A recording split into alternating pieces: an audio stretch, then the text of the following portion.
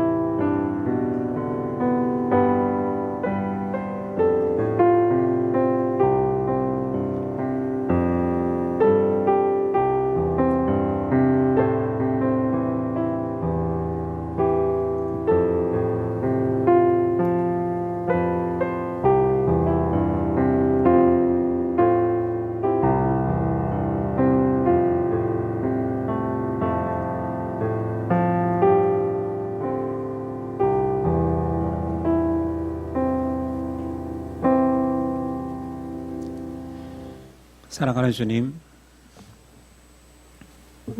우리가 날마다 주의 사랑을 고백하겠습니다. 사랑하는 그 어떤 이보다 더 자주, 더 많이 하나님을 사랑합니다 고백하는 우리 되게 하옵소서. 세상의 사랑이 아무리 귀하다 한들 주께서 우리에게 주신 사랑만큼, 하나님을 향한 우리의 사랑만큼 귀하고 영원할 수 없습니다.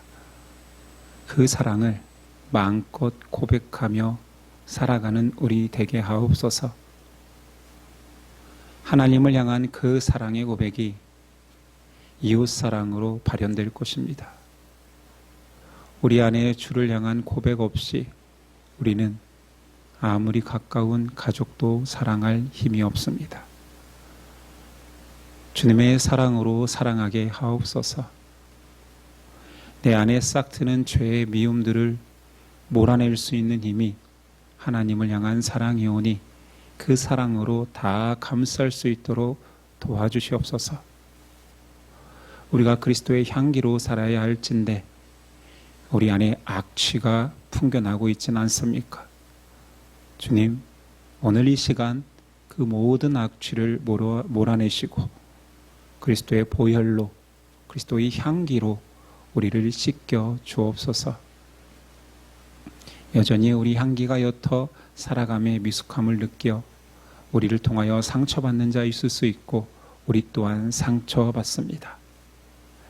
우리의 상처를 아물어 주시고 또한 우리를 통해 아픈 자들, 상처받는 자들 없고 또한 치유하는 은혜가 있게 하옵소서.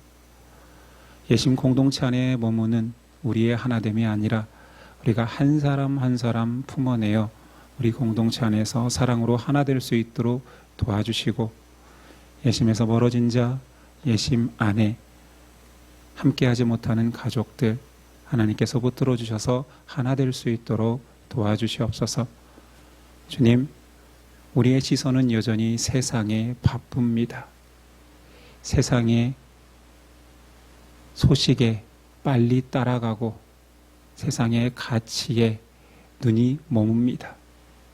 복음의 가치에, 말씀의 가치에 머무를 수 있는 눈을 허락하옵소서. 이 시간 말씀으로 오늘도 한 발짝 변화되게 하옵소서. 한 발짝 더 그리스도께로 다가가는 우리 되게 하옵소서. 예수 그리스도의 이름으로 기도드립니다. 아멘. 우리 일어나셔서 십계명 당독이 있겠습니다. 하나님이 이 모든 말씀으로 말씀하여 이르시되 나는 너를 애굽 땅 종되었던 집에서 인도하여 낸 내 하나님 여호와니라. 제1은 너는 나 외에는 다른 신들을 내게 두지 말라. 제2는 너를 위하여 새긴 우상을 만들지 말고 또 위로 하늘에 있는 것이나 아래로 땅에 있는 것이나 땅 아래 물속에 있는 것에 어떤 형상도 만들지 말며 그것들에게 절하지 말며 그것들을 섬기지 말라. 제3은 너는 내 하나님 여호와의 이름을 망령되게 부르지 말라. 제4는 안식일을 기억하여 거룩하게 지키라. 제5는 내 부모를 공경하라. 제6은 살인하지 말라. 제7은 간음하지 말라.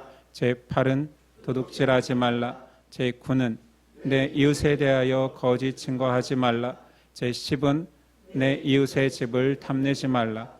예수께서 이르시되 내 마음을 다하고 목숨을 다하고 뜻을 다하여 주 너의 하나님을 사랑하라 하셨으니 이것이 크고 첫째 되는 계명이요 둘째도 그와 같으니 내 이웃을 내 자신같이 사랑하라 하셨으니 이 두 계명이 온 율법과 선지자의 강령이니라. 아멘. 오늘 우리에게 주시는 하나님의 말씀은 누가복음 22장 24절로 34절까지입니다.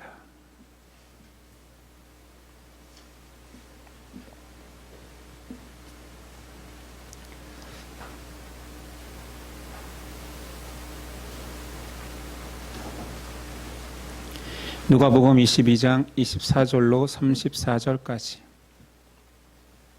저와 여러분들이 한 절씩 교독하겠습니다. 누가복음 22장 24절입니다. 또 그들 사이에 그중 누가 크냐 하는 다툼이 난지라.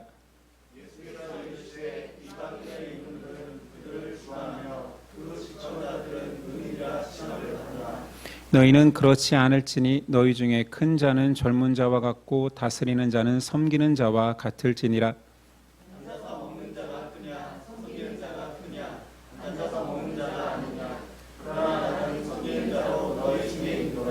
너희는 나의 모든 시험 중에 항상 나와 함께한 자들인즉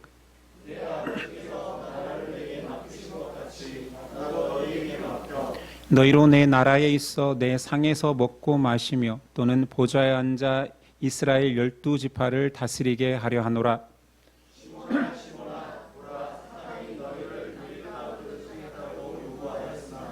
그러나 내가 너를 위하여 내 믿음이 떨어지지 않기를 기도하였노니 너는 돌이킨 후에 내 형제를 굳게 하라.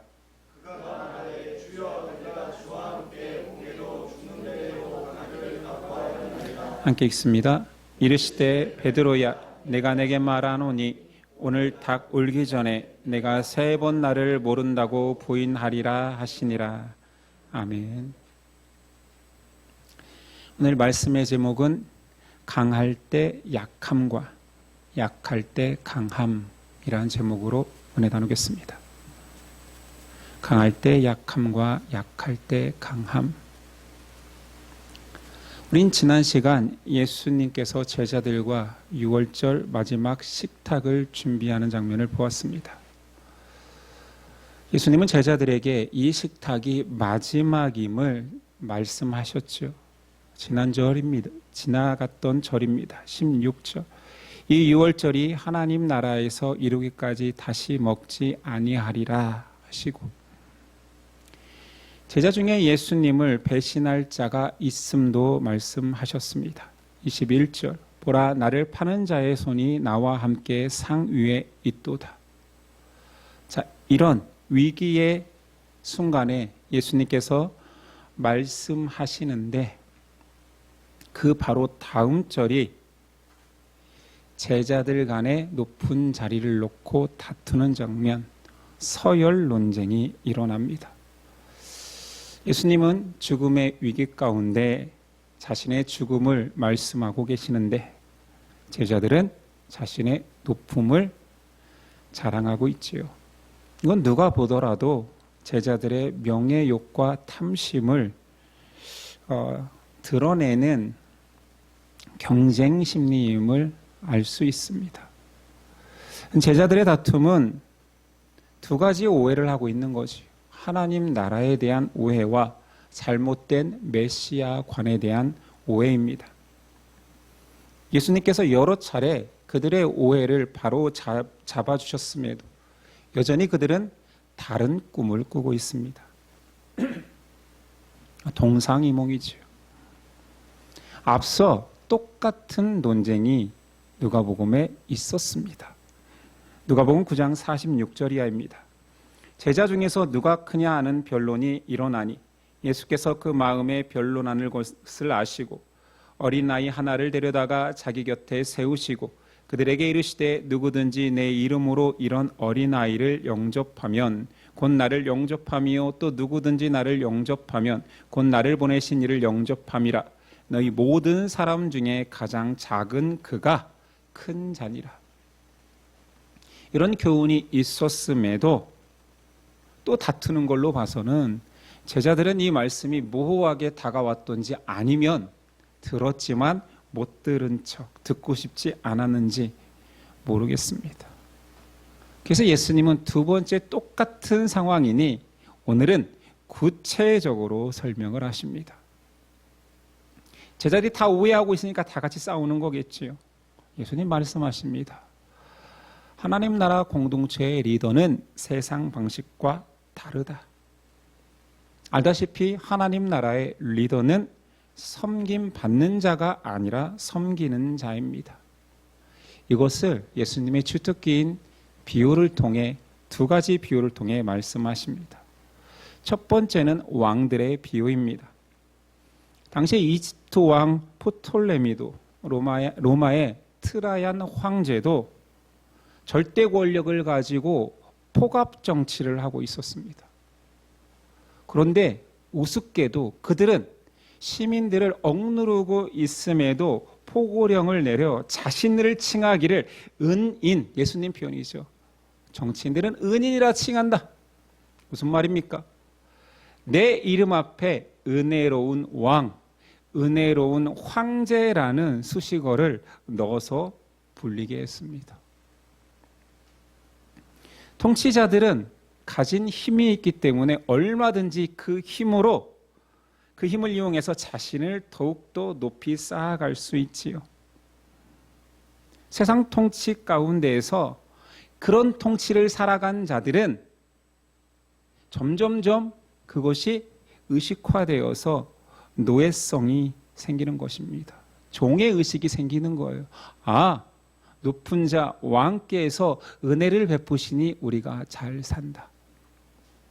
그리고 그들의 의식 속에 나도 높아져서 큰 이익과 또는 지위를 누려야겠다. 이게 소망이 되는 거지요. 예수님의 제자들은 3년 동안 예수님과 함께 했음에도 이 세상적 관점에서 벗어나지 않습니다. 그들의 생각은 어찌 보면 합리적입니다. 노력한 만큼, 내가 제자로 헌신한 만큼 나도 높아져야 한다라고 생각하는 거지요. 이에 예수님 26절, 너희는 그렇지 않을지니 단정 지으십니다. 너희 중에 큰 자는 젊은 자와 같고 힘있다 하더라도 힘 없는 자와 동급이다. 다스리는 자는 섬기는 자와 같을지라. 주인과 종은 너희 사이에 구분이 없을 거야. 아니, 서로 싸우고 있는데 다 똑같은데 니네 왜 그러지? 두 번째 비유로 말씀하십니다. 유대인의 식탁을 비유로 말씀하시죠. 우리의 옛 노예가 있던 시대의 식탁도 동일했겠지요. 주인이 식사를 하고 있으면 모든 종들은 그 옆에서 섬겨야 되는 거예요. 주인의 상에 같이 앉을 수 없습니다. 수종 드는 것이 너무 당연한 것이지요. 종 중에서 가장 미천한 자는 식탁에 밖에서 돌아온 주인이 식탁에 앉기 전에 발을 씻기는 종이었습니다. 그런데 누가복음엔 등장하지 않지만 요한복음에 보니 오늘 이 마지막 식탁 전에 예수님께서 제자들의 발을 씻깁니다. 다 알고 있는 거예요. 그 가정에서 가장 미천한 종이 주인의 발을 씻기는데 예수님이 식탁 전에 제자들의 발을 씻기니 심지어 베드로는 거절합니다. 절대로 주께서 내 발을 씻게 할 수 없습니다. 예수님이 그러면 너는 나와 상관없는 자라 했더니 발을 맡기지요. 높은 자가 섬김 받는 것이 당연합니다.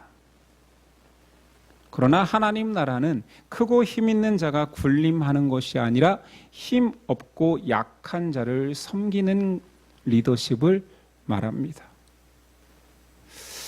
이것이 말은 쉽지만 사실은 모든 세상 사람들이 가지고 있는 의식을 깨뜨리는 것입니다. 혁명이지요. 사회 가치의 전복, 패러다임 시프트입니다. 어느 누가 그렇게 삽니까? 힘이 있는데 연약한 자를 섬긴다고요? 주인이 종을 맞아들이는 이유는 우리 집에서 내 섬김을 받기 위해서 너는 종 되어라 합니까? 말도 안 되는 거지요. 그러니 혁명적이지. 예수님 또한 이 서열 논쟁에서 자, 그래, 니네가 리더가 되고 싶어 하지 지도자가 되고 싶어 하지. 결국 12사도는 예수님 부활하신 이후에 초대교회의 리더가 됩니다. 그러니 예수님께서 지금 사도의 자격을 이야기하는 것은 앞으로 있어질 모든 하나님 공동체의 지도자의 자격이라 해도 무방하지요. 예수님 말씀하십니다. 첫 번째 자격은 예수님과 동행하며 그의 말씀을 아는 자입니다. 28절, 너희는 나의 모든 시험 중에 항상 나와 함께한 자들인지. 여기서 집중해야 되는 것은 항상 나와 함께하였다라는 것입니다. 가룟 유다가 배신 이후에 죽음을 택합니다. 12사도 중에 한 자리가 공석이 되었을 때 초대교회는 사도의 자리를 채우자, 우리가 채우자, 그러면서 세운 첫 번째 규칙이 사도행전 1장 21절에 나오니 주 예수께서 우리 가운데 출입하실 때 항상 우리와 함께 다니던 사람 중에 하나를 세워 우리와 더불어 예수께서 부활하심을 증언할 사람이 되게 하여야 하리라 하거늘. 자, 그때도 기준은 뭐였어요? 예수님이 공생애하며 우리를 데리고 다니실 때 그의 행적과 그의 말씀을 경험한 자가 1순위다라고 말합니다. 오늘 말씀에도 나와 항상 함께한 그 두 번째 제자, 지도자의 자격은 말에 무엇합니까? 계속 강조되고 있는 예수님 만찬의 자리까지, 마지막 식탁의 자리까지 강조했던 섬김의 사람입니다. 마지막에 와서 그 섬김을 강조하는 것이 아니라 예수님 처음부터, 공생의 시작부터 내가 온 이유를 밝히시니, 마태복음 20장에도 마가복음 10장에도 인자가 온 곳은 섬김을 받으려 함이 아니라 도리어 섬기려 하고 자기 목숨을 많은 사람의 대속물로 주려 함이니라. 예수님 성육신하서 인간으로 오신 이유는 죄사함의 구원 사역과 섬김의 본을 위해 오셨다 말합니다. 그러니 내 제자는 스승인 나를 따라 너희도 섬김의 사람이 되어야 된다 말하겠지요. 세 번째 자격은 동일하게 28절에서 볼 수 있습니다. 너희는 모든 시험 중에 항상 나와 함께한 자들인즉.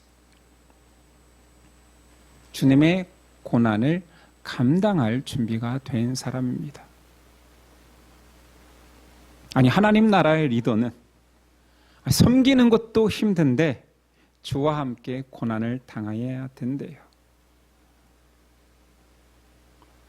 물론 예수님이 인류사 어느 누구도 질 수 없던 크고 무거운 십자가를 본인이 지셨고, 나의 제자들은 자기 십자가, 수월한 너의 십자가를 끝까지 지라 말씀하십니다.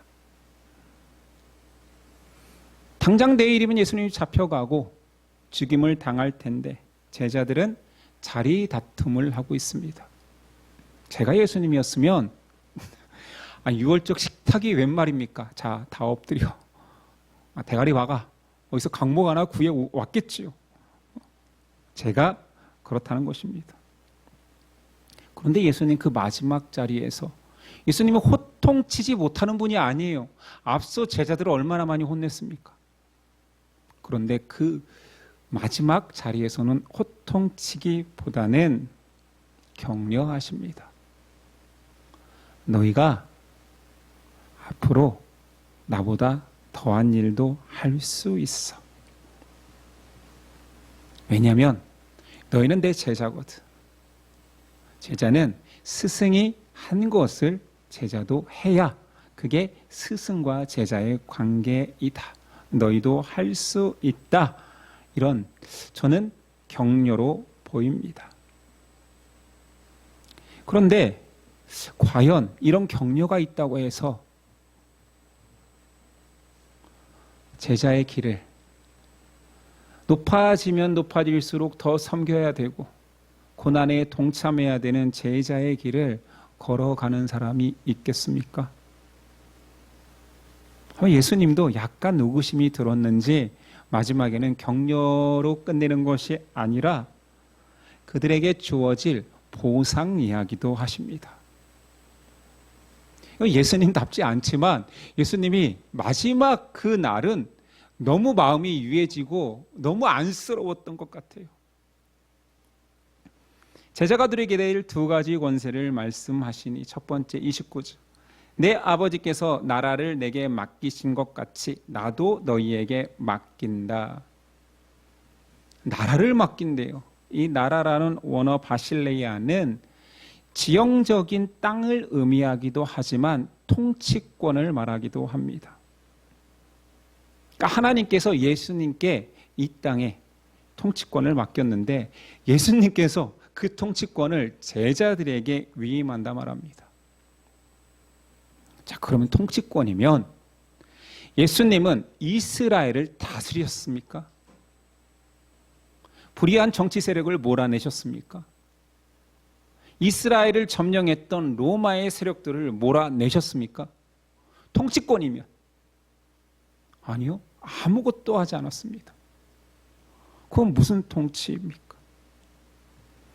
하나님이 예수님에게 허락한 통치는 물론 미래적으로 보고 온 세상의 완성 형태로 보면 우리가 생각하는 그 통치 이상의 의미입니다. 그러나 실제적으로 본다라면 예수님은 이스라엘도 로마도 점령하지 않았거든요. 근데 무엇을 위임합니까? 여기서 말하는 진정한 통치는 그리스도의 통치권을 가지고 통치하는 방식인 섬김의 모습으로 살아가는 성도의 모습을 말합니다. 이렇게 잘 설명해 주면 오히려 더 매력적이지 않아요? 세상에서 높아지는 것이 통치지요 라고 말하지, 그리스도의 모습대로 이 땅에 오신 그리스도의 그 권면대로 우리가 낮아짐의 섬김의 통치를 한다고 하면 매력적으로 들리지가 않습니다. 세상이 뒤집어졌다니까요. 높은 자는 낮아지고 높은 자가 낮은 자, 약한 자를 섬기는 세상으로 예수님이 변혁시켰잖아요. 그러면 왕된 통치권을 가진 자는 연약한 자를 섬기고 사랑하고 예수 그리스도의 생명력을 불어넣어 줄 수 있다는 거예요. 이게 왕 노릇입니다. 세상을 섬기는 자들의 왕의 섬김이지. 근데 이게 세속적 가치에 물든 사람한테는 왕의 일, 예수 그리스도께서 위임한 이 통치권은 세상에 나가 그리스도를 전하며 섬기는 것이다 라고 말하면 와닿지가 않는 거예요. 복음을 이상하게 왜곡해 놔서. 세상 섬김이 더 와닿지요. 힘 있는 자가, 가진 자가 없는 자들, 낮은 자들의 섬김을 받는 것이 더 쉽습니다. 이해하기 쉽습니다. 가진 것이 없고 지위가 낮은 자들은 더 가진 자를 위해 봉사하는 것을 당연하다 여깁니다. 세상이 그리스도로 인하여서 영적으로 완전히 변혁되었다는 사실을 크리스찬조차 인정하지 않습니다. 변혁된 세상에서 높은 자는 작은 자, 낮은 자를 섬겨야 합니다. 근데 이게 예수님이 말하는 권세라니, 이 권세가 매력적이지 않은 거예요. 권세가 맞긴 맞습니까? 라고 묻습니다. 맞습니다. 예수님은 한결같이 그것이 권세라 말합니다. 너희가 잘 못하니 내가 그 권세를 얼마나 잘 누리는지 섬김의 본을 보여줄게. 그리고 그 섬김의 모든 본을 보이셨습니다. 그러니까 왕된 자들의 미덕은 섬김입니다. 섬김이 없는 자는 여전히 종인 거예요. 왕이 아닌 것입니다. 이 섬김의 미덕을 정말로 가치 있게 하는 것은 하나님께서 아신다라는 거예요. 나 혼자 좋은 일하고 도덕적으로 산다고 해서 그것이 인정받는 것이 아니라 주께서 아신다. 그래서 진정한 가치가 되는 것이지요. 두 번째, 예수님께서 앞으로 제자가 되고 리더가 됐을 때, 지도자가 됐을 때 내가 줄 특권 두 번째는 30절입니다. 너희로 내 나라에 있어 내 상에서 먹고 마시며 또는 보좌에 앉아 이스라엘의 12지파를 다스리게 하려 하노라. 지도자의 특권은 하나님 나라를 약속한다라는 것입니다. 이게 믿는 자는 다 약속하지 않습니까? 좀 다른 건 뭐냐면 이 확신이 커지기 때문에 그 나라를 전할 수 있는 사람이 되는 거지. 이 확신이 적은 자가 결코 예수님을 자랑하거나 복음을 자랑할 수 없습니다. 그리고 그 뒤에 나오는 말이 오해받기 쉬운데 이스라엘의 12지파를 다스린다. 그러니까 통치권, 이제 진짜 통치권을 마지막 날에는 내가 천국에 가서 더 높은 자리에서 다 다스리게 되는 거죠? 라고 묻는다라면 틀렸습니다. 고대 근동의 전쟁 영웅들은 그의 가장 큰 공을 세운 사람을 당시의 왕의 보좌에 앉게 합니다. 나의 버금가는 영광과 지위를 누리게 해주겠다라는 상징적인 모습이지요. 심지어는 보좌 말고도 왕이 타고 다니는 수레에 앉게도 합니다. 우린 그것을 말씀 속에서 요셉이 바로의 수레에 앉았던 모습에서 찾을 수 있지요. 지금으로 말하면 왕의 의전 차량에 탄다? 그렇게 영광되지는 않는 것 같지만 어찌됐든 대통령 전용차에 태워서 얘는 나와 방불한 영광을 누릴 거라라는 표현인 거지요. 예수님이 제자들에게 약속하는 것은 그래, 니네 높은 자리 좋아하지.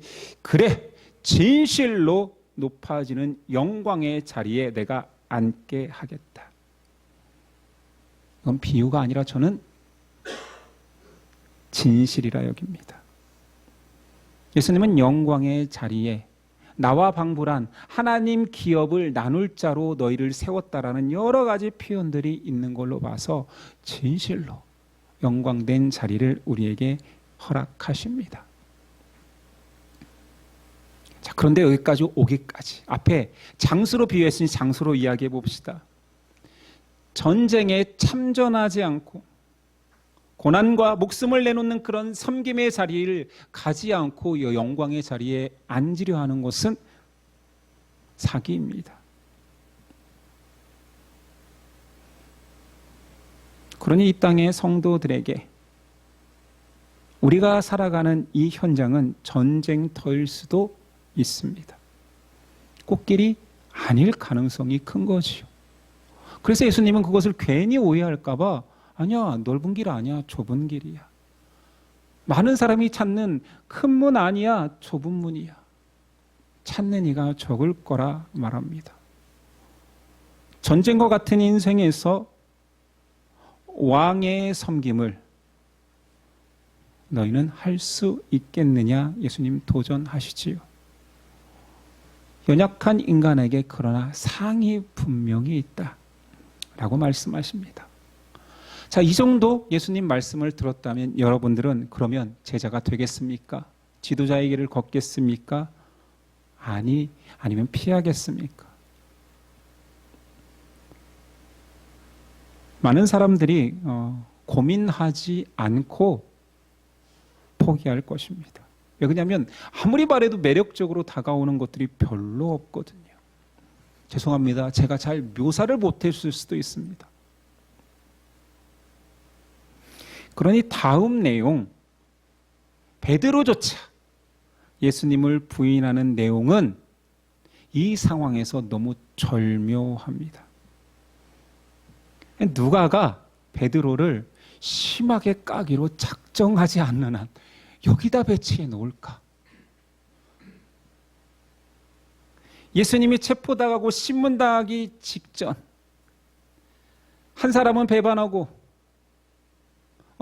제자의 자격을 이야기하는 이 자리에 그 바로 다음에 베드로가 그 길을 포기했다니까요. 누가는 제자들에게 이 말을 하는 것 같아요. 써놓지는 않았지만 야, 니네가 지금 자리 다툼 할 때야? 누가 제자의 대열에서 낙오될지를 염려해야 되는 거 아니야? 심지어 수제자 베드로가 지금 부인한다니까.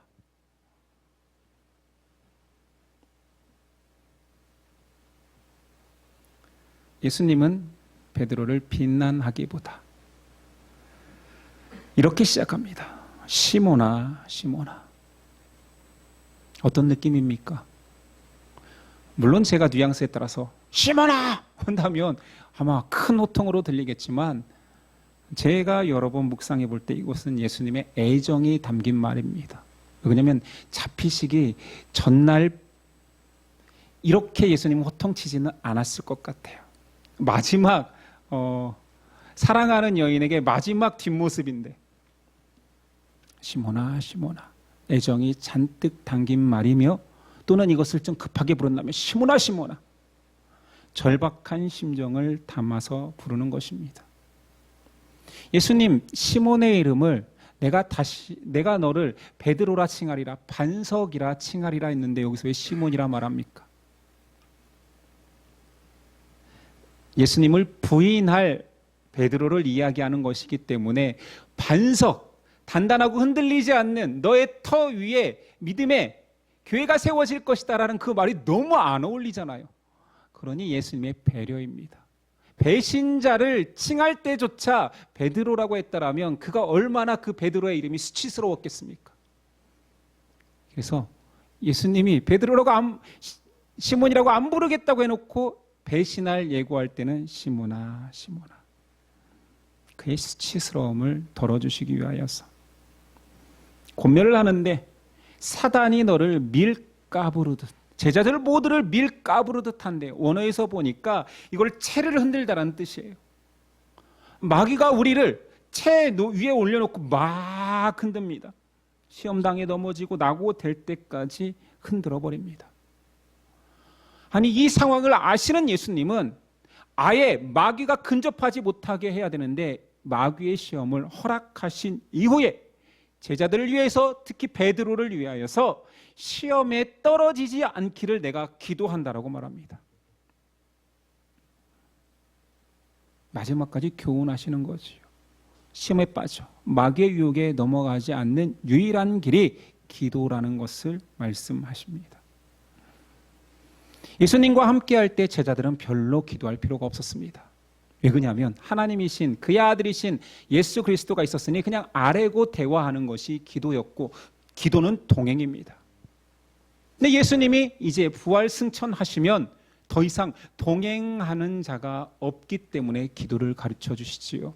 너 시험 당할 거야. 마귀가 계속 너를 채를 흔들 거야. 그때마다 너는 하나님과의 간격을 유지해라.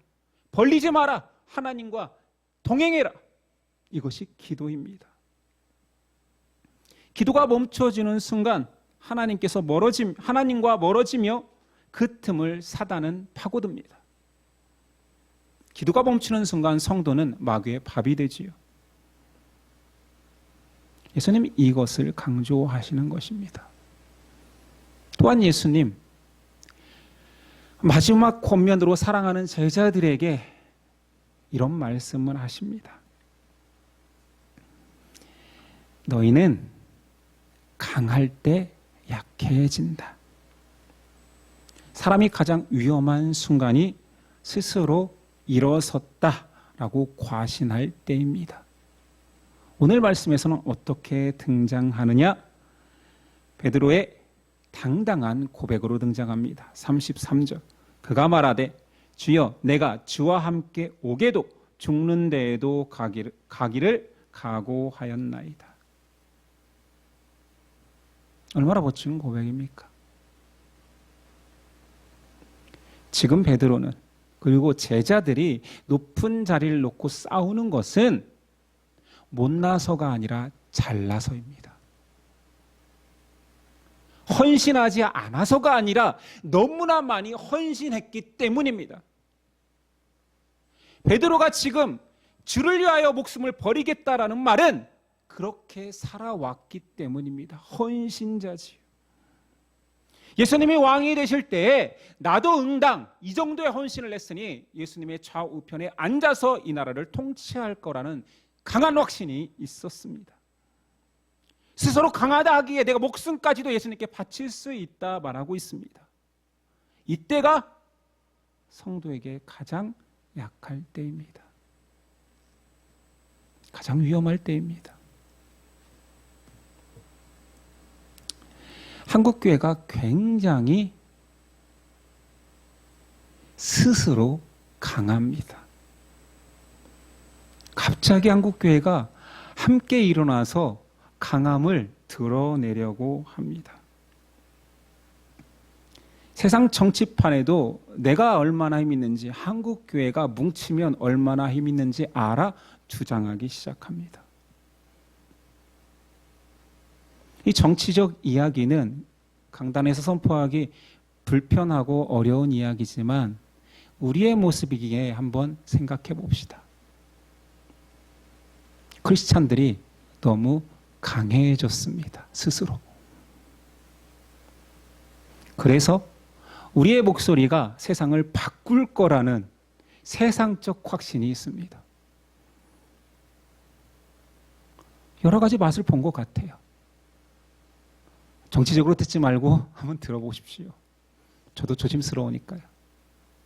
촛불 시위가 세상을 바꿨습니까? 우리는 이제 돌아볼 수 있잖아요. 우린 반추할 수 있잖아요. 한국 정치를 더 건강하게 만들었습니까? 자, 그렇다면 아직 오지 않은 태극기 집회가 그러면 세상을 바꿀 것 같습니까?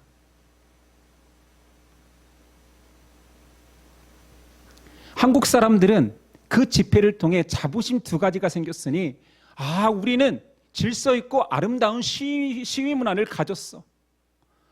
우린 대통령조차 바꿀 수 있는 시민의식을 가졌어라고 국뽕에 차올라요.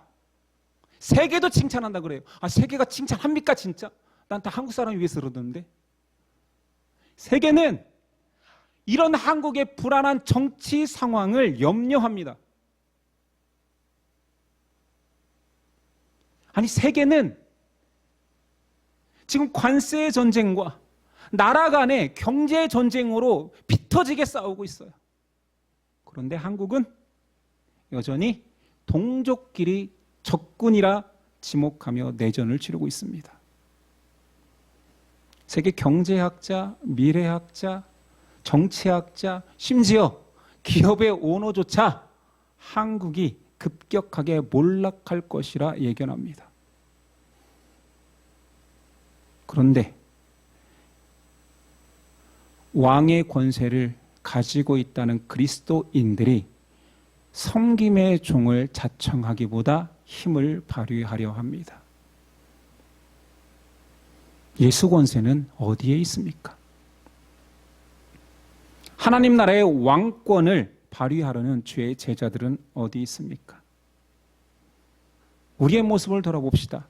누가 더 시민의식이 강하고 누가 더 바른 의식을 가졌는지 자랑하려고 싸우고 있지 않습니까? 지금 우리가 목숨 걸고 독립운동하고 있어요.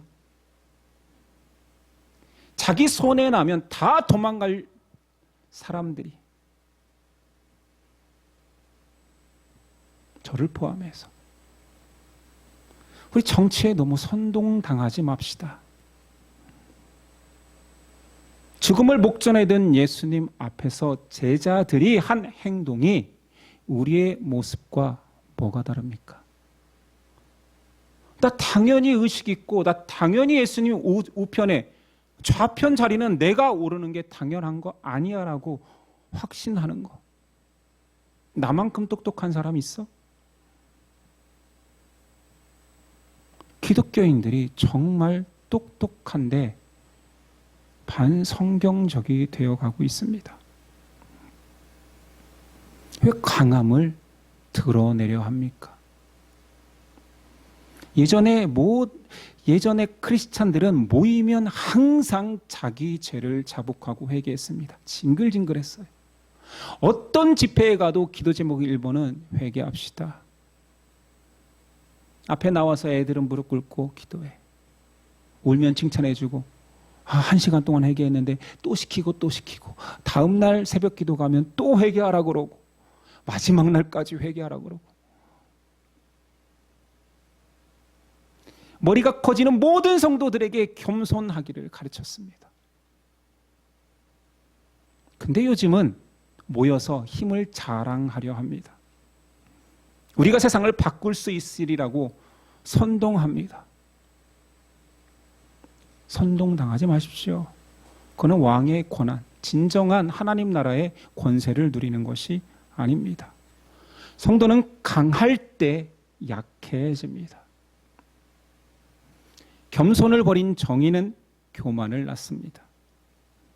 교만한 정의는 폭력을 낳습니다. 예수님 마지막 유언과 같은 이 말씀 속에 주의 백성은 약할 때 강해진다 말씀하십니다. 예수님은 베드로의 약함을 아시는 거예요. 너 그렇게 고백하는데 너 나 배신할 거야 라고 손가락질 하는 것이 아니라 시몬아 내가 너의 약함을 안다. 그래서 내가 너를 위해 기도할 거야 하나님과 가까이 있을 수 있도록. 그것이 강함이거든. 베드로가 예수님 처음 만났을 때의 상황으로 가봅시다. 예수님이 베드로를 부르니 주여 나를 떠나소서 나는 죄인이로소이다. 너무 작고 약했습니다. 그때 예수님이 그를 향하여 너 시몬이라고 이제 하지 않을 거야. 네 이름은 베드로 반석이다. 오늘 베드로의 배신을 말하고 싶은 것이 아니라 너는 나를 부인하게 될 거야. 너는 네 인생의 가장 수치스러운 사건을 경험할 거야. 그런데 그 경험이 나무의 옹이처럼 그 나무를 단단하게 만들 거야. 이 사건이 평생 너를 따라다니면서 너를 겸손의 사도로 만들 거야. 그리고 그 겸손함으로 너는 진정한 내 제자가 된다. 예수님 그렇게 기도한대요. 32절. 그러나 내가 너를 위하여 믿음이 떨어지지 않기를 기도하였노니 너는 돌이킨 후에. 예수님 다 알고 계셔. 너 돌이킬 거야. 너 그 수치심에 창피해서 다시 제자 못하겠다고 하지 않고 돌이킬 거야. 그 이후에 내 형제를 굳게 하리라.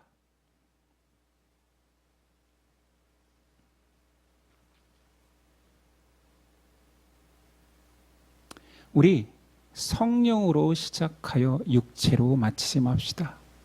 이 표현은 성경적 표현입니다. 갈라디아 교회를 향한 바울의 서신에 성령으로 시작하여 육체로 마치지 말라. 그들에게 복음이 전하여졌으나 유대인 속에 흐르고 있는 그 율법주의로 다시 돌아가고자 할 때 바울이 한 말입니다. 아니 성령을 줬더니 성령으로 시작시켰더니 너희 다시 그렇게 육체로 마치려 하니 율법으로 돌아가려 하니. 이 말이 동일하게 이 누가복음에서도 예수님이 하시는 말 같습니다. 너희 제자로 시작하였잖아. 그런데 그 끝에 배신자로 끝날 거야. 나를 부인하는 사람으로 끝날 거야. 아니잖아. 내가 제시한 길로 끝까지 포기하지 않고 따라와 보려. 고난 없는 영광, 섬김 없는 높아짐을 추구하는 세상 사람들에게, 심지어 제자들에게 예수님이 권면하십니다. 하나님의 그 귀한 영광을 세상에 속된 것과 제발 바꾸지 말아라. 네가 강해질 때, 네가 가장 위험할 때야 너는 약해져야 된다, 겸손해야 된다, 낮아져야 된다. 그때가 너가 가장 하나님을 의지하고 강할 때다라고 권면하십니다. 우리의 위기는 축복 속에서 등장할 것입니다. 저와 여러분의 넘어짐은 우리가 잘되고 형통한다고 느끼는 그 순간 마귀의 속삭임에 넘어갈 것입니다. 스스로 섰다라고 교만한 그때에 마귀는 우리에게 찾아올 것입니다. 제자들은 예루살렘 입성 이제 드디어 내 스승이 왕이 된다고 했을 때 다 흩어져 버렸습니다. 여러분, 강하다 여길 때 힘을 빼십시오. 성도가 어떻게 강하다 느껴지는지 아십니까? 손가락을 들어 저 사람은 왜 저렇게 신앙생활할까라고 말할 때가 내가 강할 때입니다. 이때 힘을 빼야 돼요. 이때 그 사람을 위해 잠잠히 기도해 주면 됩니다. 성도가 약할 때가 언제일까요? 약할 때는 여러분 너무 많이 보여요. 그냥 못나질 때입니다. 못나고 초라하고 내가 예수님이 이렇게 믿었는데 왜 내 삶은 이렇게 곰핍하지? 이때가 작아질 때인데 괜찮습니다. 이때는 예수님이 말씀하시는 거죠. 내가 하나님과 함께하도록 기도하고 있으니 회복될 거야. 너도 기도해라.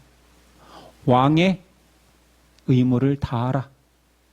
아니 작아져서 격려해져서 들어 올려야 되는데 아니다 괜찮다 그 자리에서 섬겨라.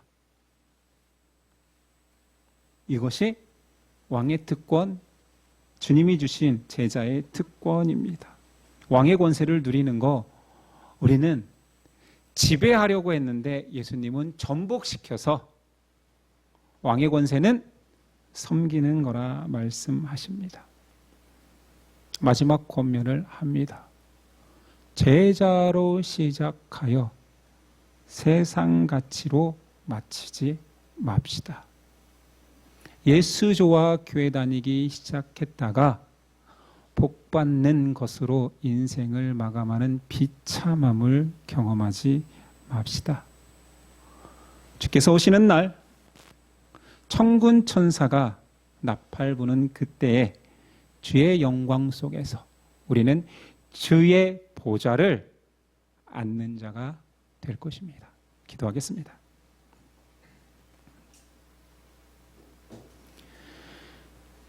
주여, 우리의 잘못된 가치관을 바꿔 주옵소서. 한 번, 두 번 계속 높은 자리를 위해 싸웠던 제자들의 모습이 우리입니다. 우리는 또다시 높은 자리를 놓고 경쟁하고 싸울 것이며 당연히 이 정도 헌신한 내가 더 높은 자리를 차지해야 된다라고 주장할 것입니다. 어쩜 우리 같습니까? 왕의 권세를 누리는 것이 섬김의 왕으로 오신 예수 그리스도를 닮아가는 것일진데 섬김이 권세라는 것을 망각한 채 높아질수록 섬김 받으려 하는 우리, 그리고 우리가 모인 한국교회, 나를 끝까지 따르는 자가 누구인가 물을 때 주여 내가 여기 있나 고백할 수 있겠습니까? 마지막 날에 믿음 있는 자를 보겠느냐 했을 때 주여 제가 끝까지 내 십자가를 지고 살아왔습니다 고백할 수 있겠습니까?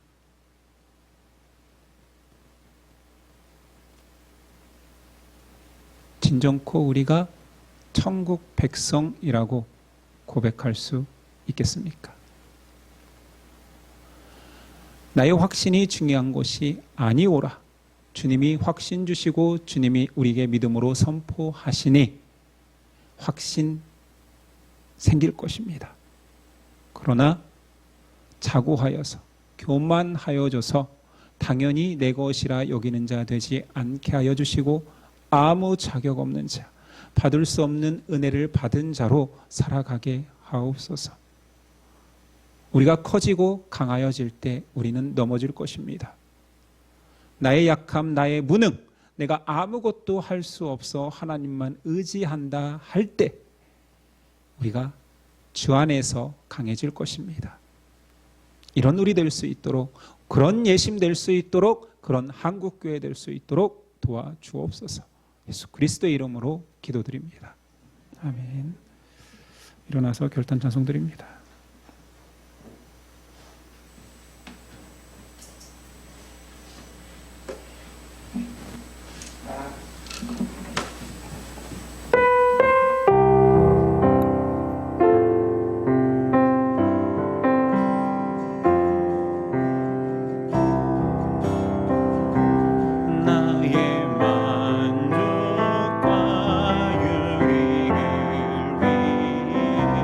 가지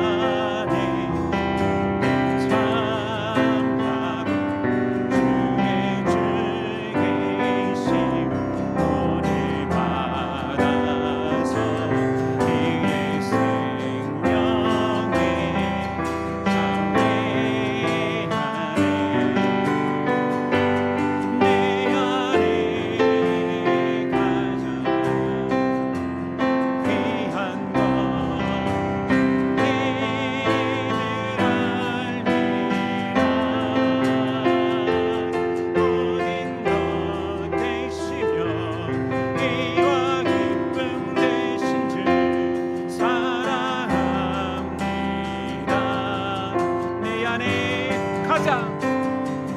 내 안에 가장 귀한 것 주님을 알미라. 모든 것 되시며 의와 기쁨 되신 주 사랑합니다. 내 안에 가장 귀한 것은 내 안에 가장 귀한 것 주님을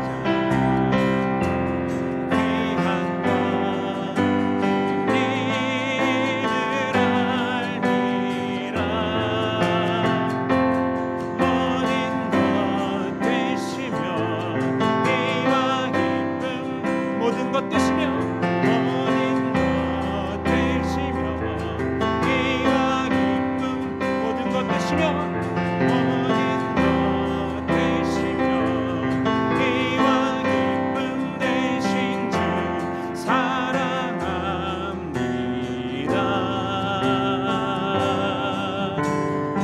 나의 주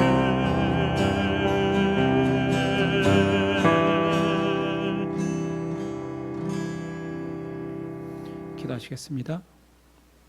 이제는 우리 주 예수 그리스도의 은혜와 하나님의 사랑과 성령의 교통하심이 주의 제자로 살겠습니다. 공동체의 리더로 왕의 권세를 누려보겠습니다. 나아가 주님께서 약속한 풍성한 축복을 다 누려보겠습니다. 고백하는 저와 예심 형제자매 가운데 지금부터 영원까지 함께 하시기를 간절히 축원하옵나이다. 아멘.